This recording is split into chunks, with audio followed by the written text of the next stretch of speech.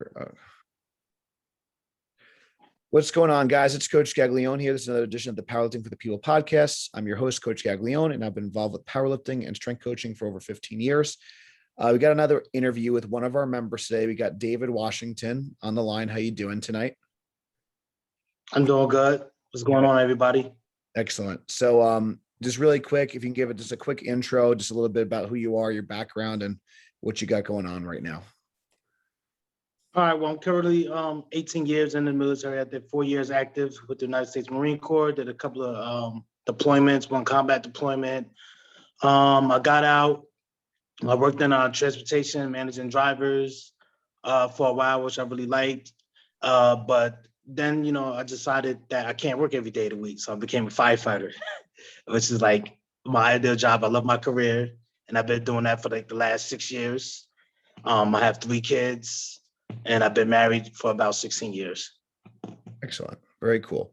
So I want to kind of rewind a little bit and just kind of hear about, I know, you have a little bit of an athletic background too, and just kind of hear about like how you kind of just got like into lifting in general. And then maybe like, after that, like, how that transitioned to like an interest in powerlifting. So what were you kind of doing before powerlifting? How'd you get involved with lifting?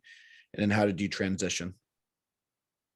Well, lifting is like something I did for a while, like a long time. Never competitively, like, lifted, but, gym is just like part of what I do. I always worked out since I was like, in high school, playing football. I played a little bit in college. That's about it. And I played in semi-pro for a couple of years. I met a lot of good people. A lot of good of my friends, like long friends that I still know to this day, came from like my first semi-pro football team with the New Jersey Spartans. But after that, you get older and, football is not feasible for the body no more. So, you got to look for another, I always like to be competitive, and I like to go to the gym with a goal. So, I was just like, hey, let me try, I got wind of like, I think the first guy I seen like powerlifting was like, a guy from Texas.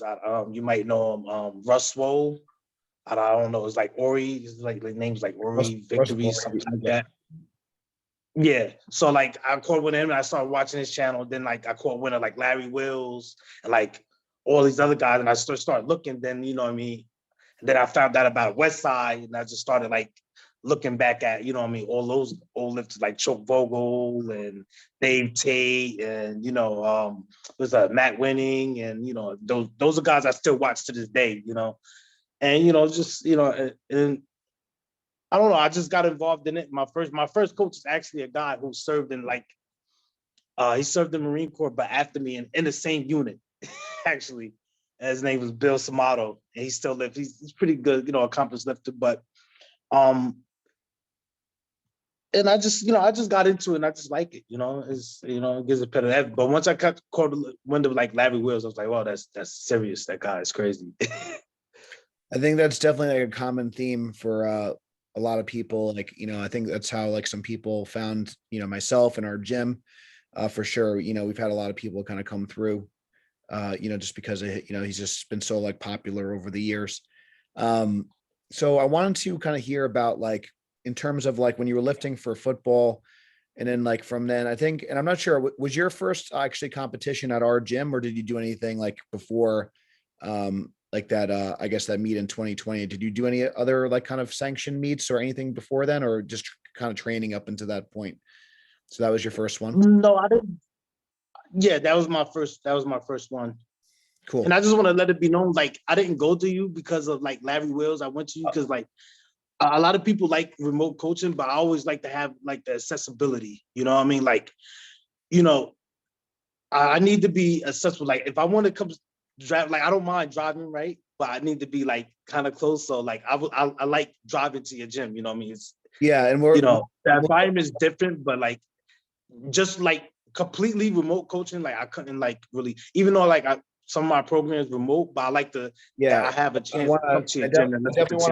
I want to definitely get into that because I was like, so, I think that's an important piece. And I think that, I think it's a missing link for a lot of people. And especially, I think a lot of new lifters, I think kind of jump into I don't think actually the remote program is for everyone, and we'll get into that. But I just want to, but thank you for sharing that. I want to kind of dive into the specifics a little bit, but I just want to first, just before we kind of jump the gun and talk about what you're doing now, like when you were like lifting for football, and then when you kind of started to transition for powerlifting, like, did you feel like that was an advantage for you? Did you feel, what were some things that maybe you had to change from like just like kind of lifting for sport and then actually kind of getting into powerlifting? Did you have to, was there anything that was kind of a struggle or any bad habits you had to like kind of, I guess, correct? Cause I know like, so I'll kind of just share some stuff with you. I don't know if I ever mentioned, but so, a lot of lifting that I did, for football and wrestling, like we did box squats, we did bench press, but it was kind of like, you know, you bounce it off your chest. We didn't really like control it.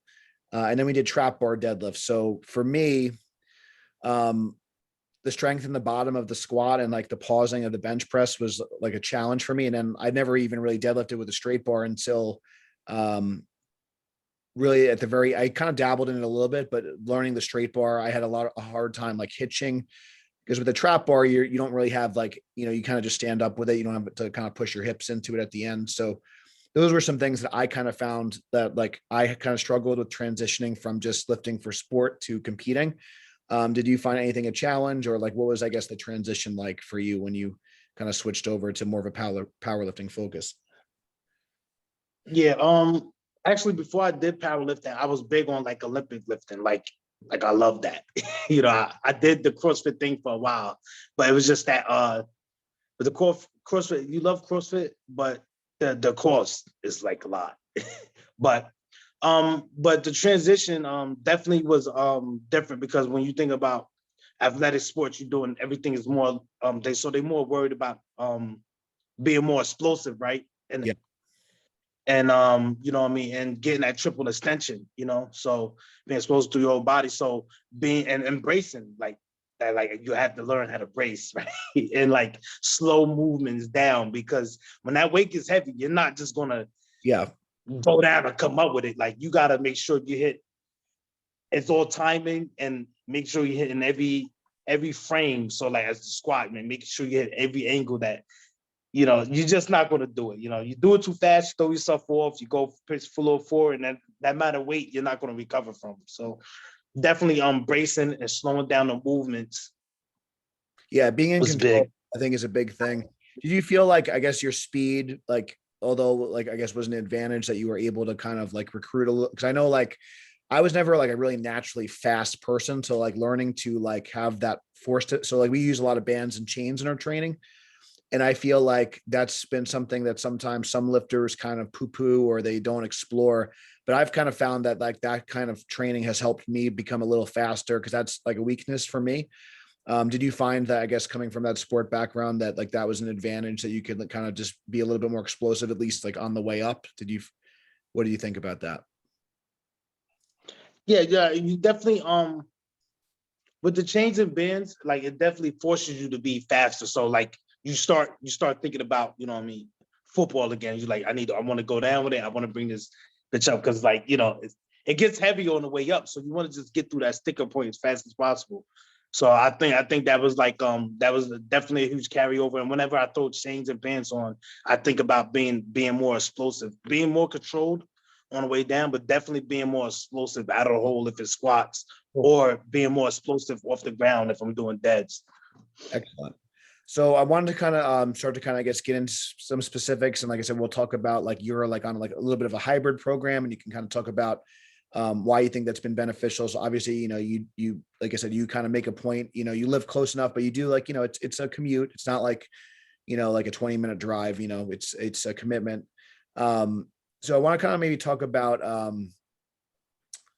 I guess your numbers a little bit, maybe some of like the progression that you've made. So I'm kind of like looking at, I know like with your first competition. So obviously like you could talk about maybe like what your numbers were, even like kind of leading into that. But I know like your first competition, a little bit over 1,500 pounds, which is still like fantastic. And I know your last meet, I know like we dropped that last deadlift. So we were one lift away from totaling 1,700, but you ended up with which would have been great. We ended up with 1660. So, you're in a great like starting point for the amount of meets like you've done. Um, so I guess what has the progression been like for you, and what do you think has been I guess some of the things that have, now you're squatting and deadlifting over 600, benching over 400. What are some things that you feel like has helped you like the most along the way that has really helped like click? I know you talked about the timing and the bracing, like anything else that in terms of either, it could be programming, could be, like I said, some of the in-person coaching stuff that we've done. What do you think has benefited the most for your progression? Um, it's a multitude of things. I would say, like, what I mean, talking to you about nutrition, that helped that a lot. Like going into lifts, going into meets. I think that's huge. That's something I never really like concentrated on before. But as the meets, like as I become a mature lifter in powerlifting, like I'm still pretty young when it comes to the sport. I'm not young in age, but I'm young in the sport So of powerlifting. not a lot of experience. So what specifically, like what have you found? Like, I guess, so just number one, paying attention to nutrition, because I do think a lot of people kind of miss that. And fueling yourself, like the timing of nutrients and fueling yourself for the workouts. What have been some things that you found have worked like pretty well for you that has really helped like your performance, like whether it be a meet or just like a hard session at the gym in terms of your eating? I try to so on a normal, like when I'm in prep, I usually stick to egg whites and waffles and some type of breakfast meat just for the fats for breakfast, and I might have a shake. And that usually includes 8 bites and like 2 scoops. So that way I'm kind of, I try to eat around my training, but I also eating things that are like light and my body can absorb faster. Yes, quickly. Yeah. Yeah. So like, because I'm a type of person, like I don't like to eat really, and I don't like to feel full when I'm lifting. So if it's light enough where I can still get it, but I'm not like malnutrition going into a lift. Like I'm pretty good as far as carbs and proteins go. So that I try to eat around my lifting. Good. That's pretty much what I do. So we talked about nutrition, and then what are some other things that you feel like has helped like with your progression and just I guess taking you to the level that you're at in terms of, like we talked about the eating. What are some things maybe in terms of either like the program or just some technical things that have helped you like along the way? Um, I like that we use bands and chains and not taxing the CNS, because I think a lot of times, like some lifters, and you hear it, oh, that's not real weight, that's not this, that, but you're priming the CNS. You're not really taxing yourself with the straight weight. Hold on, I just had a call right there. But I'm helping. We said that, yeah, you're not taxing yourself with the straight weight. So basically, like when we're using bands and chains, you're still getting the sensation, you're feeling kind of that load at the top, but then your body's unloaded in the bottom when you're kind of the most vulnerable. So I think that's a really great point. So you feel like that's helped you kind of recover a little bit easier, and then also just kind of get your body ready for the competition. Right, exactly. Like we done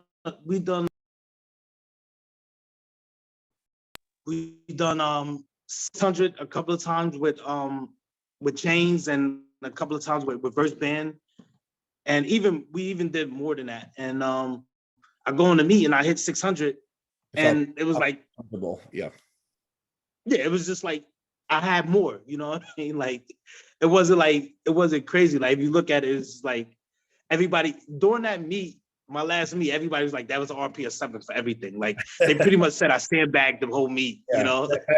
But everything was like a PR. And I know the last deadlift obviously just missed for grip, but yeah, everything was moving right. well. But I mean, ideally, I mean, that's like what I tell people, if you could PR and have a little bit in the tank, I think that's like the best case scenario. You know that you're really doing something right. If you could hit a personal record and still make it look clean, make it look pretty. So I think that's another common misconception, is that you always have to be like eyeballs exploding, grinding all the time. I think that's something. So I know, like, to your point, I know one of the things that you mentioned before, which I want to bring home, is that like also just kind of working the timing, working the skill, working like the cadence on the way down. I think those are some things that especially like newer lifters sometimes miss. They just want to be in such a rush to kind of get the lift over with, but taking your time. So I don't know if you can kind of speak to that a little bit and maybe talk about like some of the things that you focus on, like when you're setting up and you're trying to kind of get your timing and everything dialed in. Right. So as far as timing, I just try to like, you know what I mean, not move so fast, but move fast enough as far as like hitting every position, because you know, as you like you become experienced in lifting, as you lift more and more, you know when you know you're not, if something not right, you know if your back is not tight, you know if you didn't hinge enough, you know if you're pitching forward and there's no, you know, no back drive when it's coming out of the squat, because it's just not about the legs, right? Sometimes, you know, I used to always think about, you know, my legs when it's coming to squat, and now I think more about, you know, the legs are going to take care of himself in the squat, in the bottom of the squat, but I'm worried more about my back and how tight my back and my core is, and engaging my back more, especially coming out of the bottom. So that's some things, you know, certain things you think about. You go into every session, like, you know, what did I do the last session that I can improve on this session? And those are just things I try to, you know, especially talking with you, you let me know from if I need to concentrate on certain things, you know, like pausing at the bottom or holding the lockouts more, or making sure you pause at every rep instead of, you know, sometimes, you know, I get in the habit and I just want to, you know, get the work done. So I just might just, you know, Yeah. especially when it comes to bench, I just repping it out, you know, so. Yeah. Well, just holding yourself to like a higher standard. So, so the next thing I want to kind of talk about, so obviously we do like a combination, like you come to the gym, you know, fairly regularly. And you also do the remote programs, even though, so like we're, you know, our gym, for those that are maybe listening to the first time, you know, we're based in New York, you know, Dave lives in New Jersey, so it's a little bit of a drive. And you know, I also want to say too, like you do train at like a powerlifting gym. So some people like watching, Right. listening to this, maybe say like, well, why do you drive all the way to New York to train, you know, to train? You have a powerlifting gym, you have good equipment. So that's, it's not about the equipment necessarily. So what do you feel like you get out of, I guess, what are some things that, you know, you get out of the in-person training that you don't get with the remote coaching? And then what are some things that you've also found helpful with that? Because I think sometimes people, um, I kind of agree with you where like, if I had the choice, I tell people like, if you can kind of train with a team, I think that's like number one option first. And then if you don't like have anyone, you know, to kind of really help you, or you just, you know, have a weird schedule, then I think like doing like completely remote coaching and, you know, is good. So even like we had, in the on the prior call, it'll be a prior episode, you know, we had Paul Acosta, and, you know, like he lives in Texas and he goes, you know, as far as to like literally fly me out to his meets at this point, because there's such a, he found such a difference of, you know, when I was handling him in person. So what do you get out of like the in-person coaching that I guess makes you, you know, like drive all the way out to New York to come train with the team? Yeah, I just want to say Paul's a strong dude. Yeah, I If know. you did Jose too, Jose's a strong dude. So I just want to say we got some strong guys. But Sammy, you know, there's a couple of guys, you know, John, there's a couple of guys we got that's pretty strong. But one thing I learned in early on in powerlifting, and I think this really helped me like tremendously, is that you can't get strong by yourself. It takes a community to get strong. So there's exceptions to certain people who just, you know what I mean, train by themselves and they get really strong, but you're never going to get, you know, you need people to spot you, you need people to push you, you need people to load sometimes, you need people to rap you if you're going to rap. So, and think about like West Side, all those guys, they trained together, you know what I mean? They pushed each other, they got strong, you know, and you that experience alone is why I go, you know, to Long Island. Not only, you know, and I genuinely have love for you guys, you know what I mean? And we have fun, you know what I mean? We push each other, and you know, and it's a good time. You know, you never, I can't say it enough. You're not gonna get strong by yourself. It takes Yeah. a community. You know what I mean? And just for you being there, like coaching technique, like one of the reasons why I really told you too is like for my squat technique. And I think you really helped me out, because that's one place like where I was struggling when I was training on my own, but you really helped me out, like technically, like get better in the squat. I think that in my like view, that's been like probably your most improved lift, because I think like, not that you were struggling with a 500-pound squat, but like, you know, 500-pound squat now is like no big deal, you know, for you. Right. And then now you hit like your first 600. So yeah, I think that's good. And I think sometimes, especially like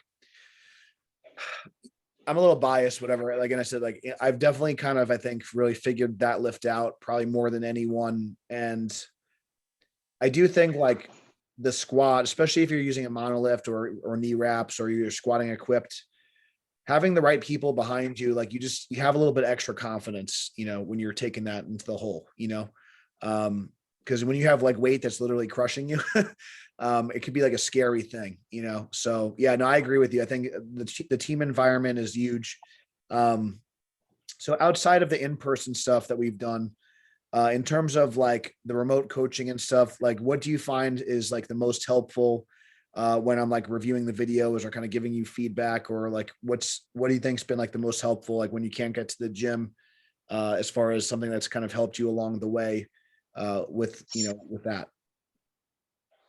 Um, as far as that goes, remote training, like the numbers aren't hard. Like I'm able to do them by myself, even if I haven't had a spotter, So we kind of adjust, right? Like we go and prep, like we Trust figure out what days I could come. heavy stuff. Yeah. Yeah. Yeah, so we figure out what days I could come to the gym so we could get our heaviest lift, and what days that I can't, and that way we make it. We able to adjust that, the weight and the numbers, so that way I'm able to train by myself, because I'm in the gym and not everybody's there all the time. That you're not gonna have spotters all the time, so I'm able to hit those numbers, still get a good amount of work and volume in, where I'm not gonna fall behind. And I pretty much like the way it's going as far as that. And I like the app we use, the Coach Now app. I think it's great. I think it's awesome.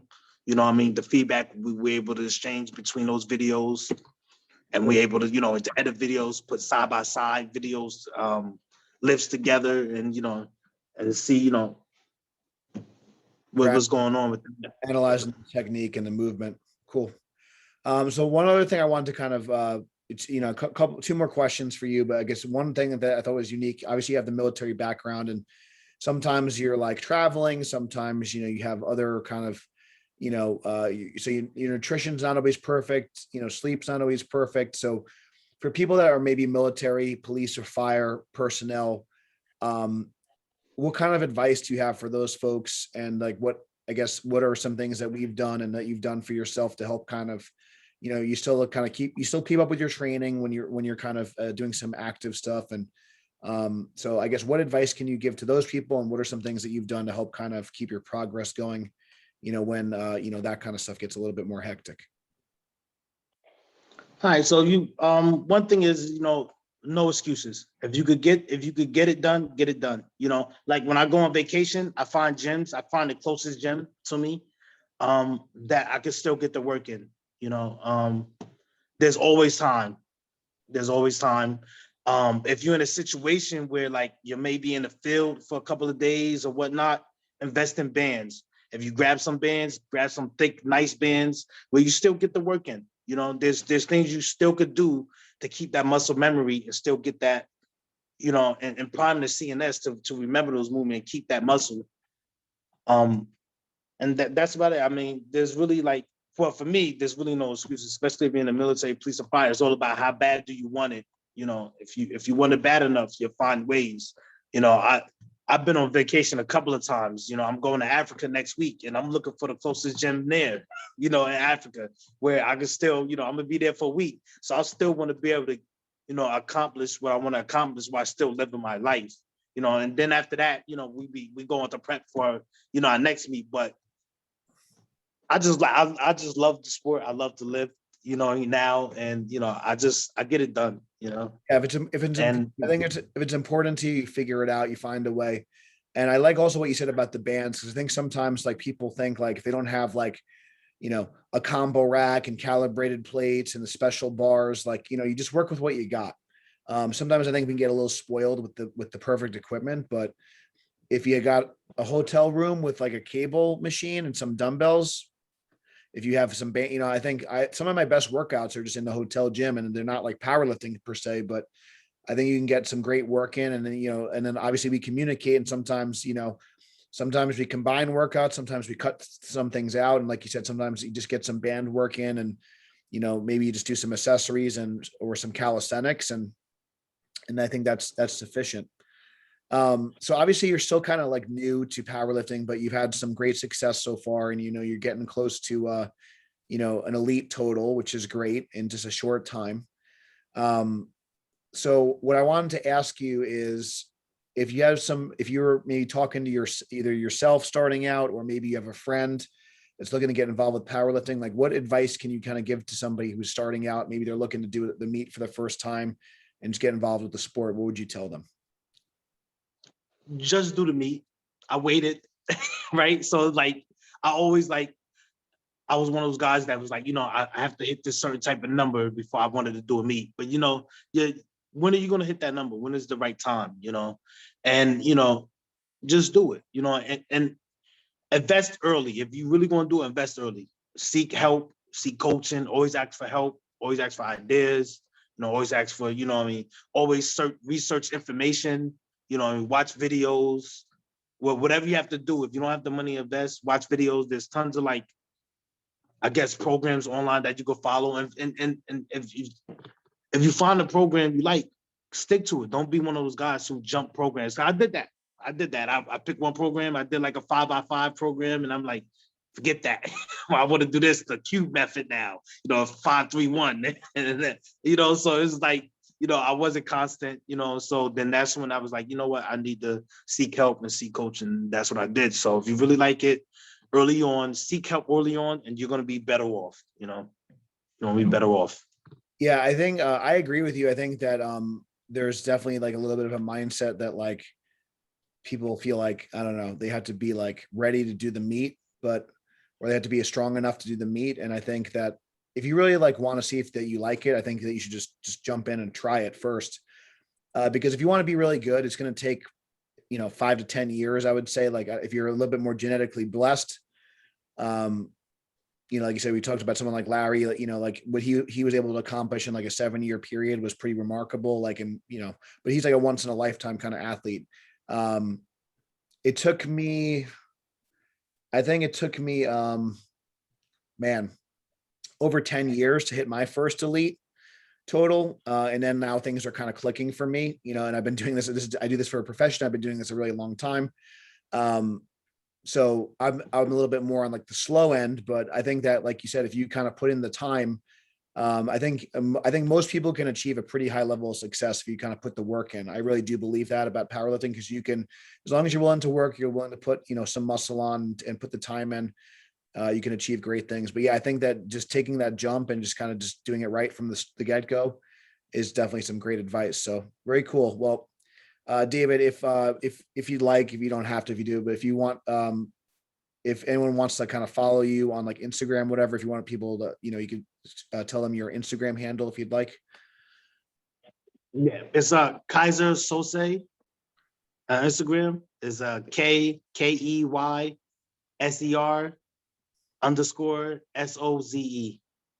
Nice, very cool. Well, it's great chatting with you again. If you guys enjoyed the interview, please give it a 5-star review and share it with a friend. You guys could also check out the links in the description if you want to support the program. Thank you guys so much for listening. And until next time, stay strong, and we'll see you soon.